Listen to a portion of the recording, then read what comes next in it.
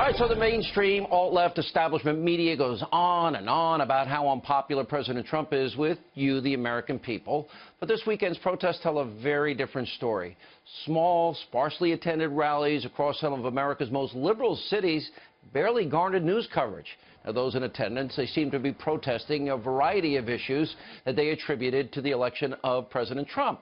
And, of course, the anti-Trump hysteria is being pushed by CNN, MSNBC, and other fake news outlets. It was all front and center. In case you had better things to do with your weekend, which I imagine you probably did, rather than march around with a sign and mindlessly chant rhyming slogans, well, you're going to want to take a look at what went down at Saturday's sad anti-fascism rallies and the failure that they were.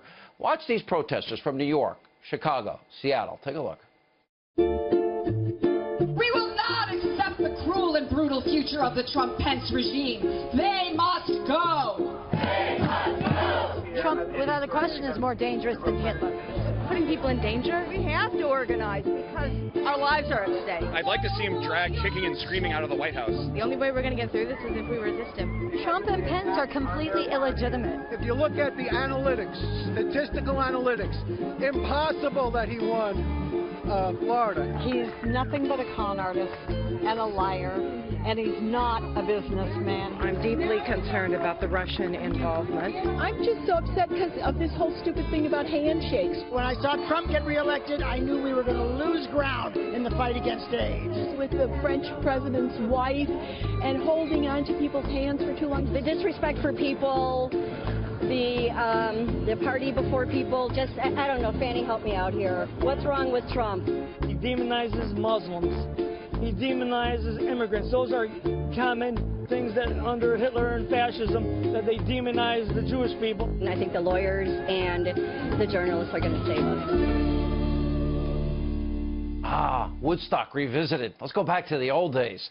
Now, why were they so small, so disjointed? Why do these protests even matter to you? Well, let me tell you why.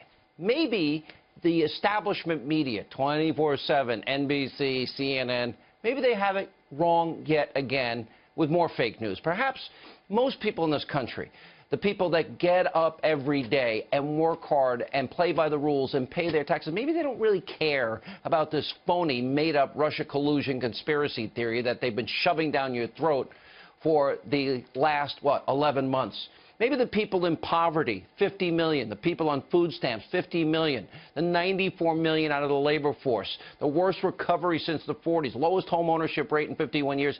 Maybe Americans care about that. The great people that get up every day and make this country great. Maybe they're really hoping, the forgotten men and women of this country are actually hoping that President Trump and his agenda work and get the country back on track again, and the country becomes great again.